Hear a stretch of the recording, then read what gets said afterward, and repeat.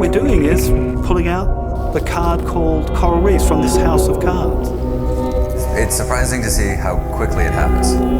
That's only a couple of months of it being under that stress. We will see the eradication of an entire ecosystem in our lifespan.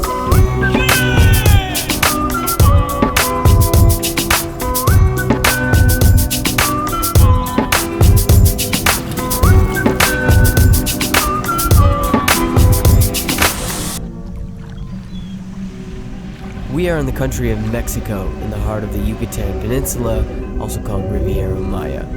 You've probably heard of the Great Barrier Reef, the cathedrals of coral off the coast of Australia. But while the Great Barrier Reef becomes a household name, another lives in its shadow. The Mesoamerican Reef. This is the largest coral reef in the Western Hemisphere, second only in size to the Barrier Reef. This reef is 1,000 kilometers long, sprawling the coastlines of Mexico, Belize, Guatemala, and Honduras. Only 10% of this reef is in very good or good condition. Pray to God that these will not be the final hours of stunning beauty hidden beneath the waves.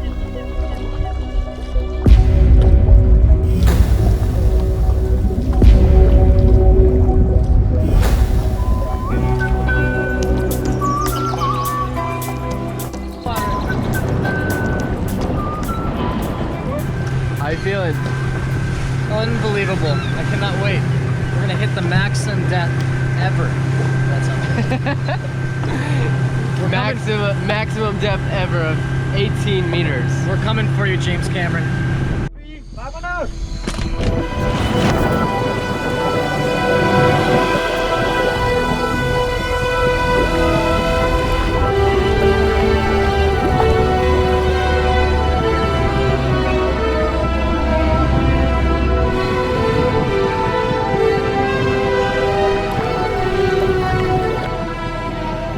We start to make our descent, winding through the coral archways, and we suddenly encounter a leviathan. A loggerhead sea turtle swimming alongside it.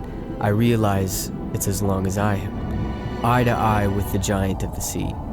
Loggerheads are the largest of all hard-shelled turtles. They're named for their massive heads and strong jaws. Loggerhead sea turtles are primarily carnivores, and their strong jaws allow them to crush conch shells, bivalves, and horseshoe crabs. Adult males generally weigh about 250 pounds, but loggerheads more than 1,000 pounds have been discovered.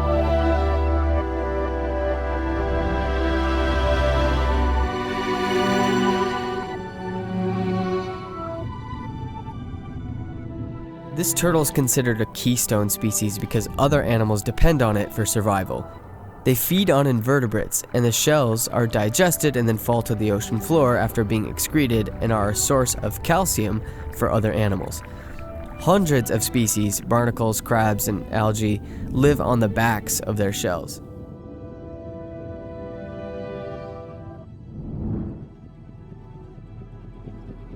Mature females often return to the same beach where they once hatched to lay their own eggs.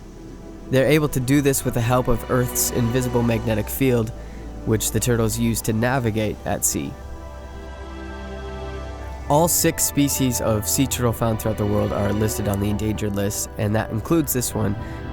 The greatest threat to the loggerhead turtle is usually getting caught accidentally in fishing gear like trawls and nets. Historically, humans have also killed these turtles for their meat and skin.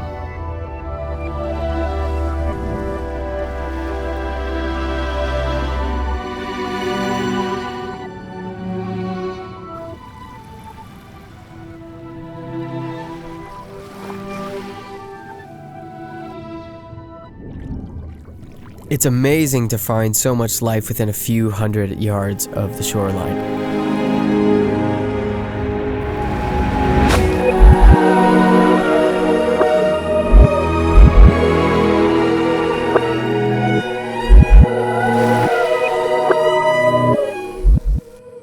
The mangroves are crucial fish nurseries, and they also provide mulch.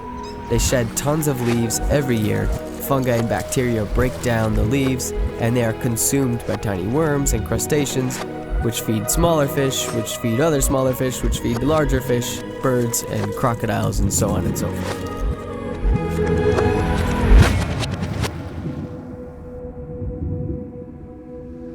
As we're diving on these reefs, it starts to cross our mind that all of these beautiful fish started their kindergarten in the mangroves, and now on the coral reefs, they are in graduate school.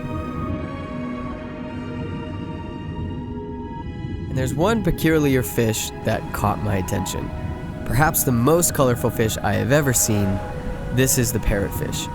It has a parrot-like beak and the coloration of a macaw. This one is all grown up now, but parrotfish start small in the mangroves, colorless, but then they end as bright as a rainbow once they take to the coral reefs. They're the largest fish that's a herbivore in the Atlantic, and they eat a lot of harmful algae that carpet the corals. So when parrotfish are fished out, the reef tends to decline, and when mangroves are carved away, the parrotfish also can go locally extinct. So you start to see from mangroves to seagrass to parrotfish to coral reefs, all of these things exist in a delicate balancing act.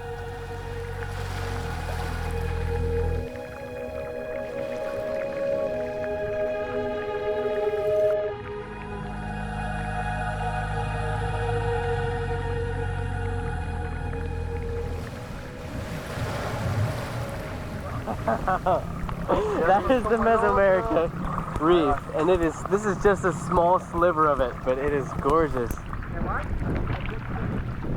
What?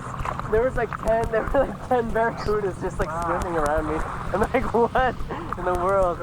I've never been that close. I've never been that close to barracudas before.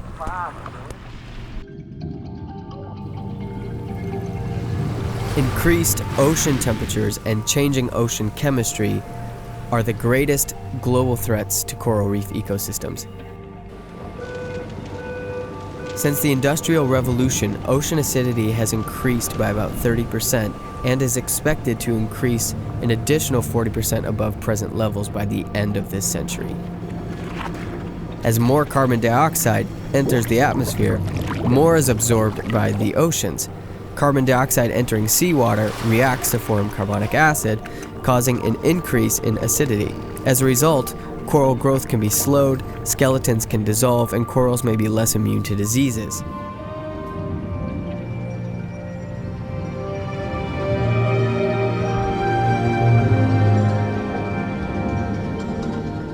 "1,000 kilometers long, this is the vast, stunning Mesoamerican Reef.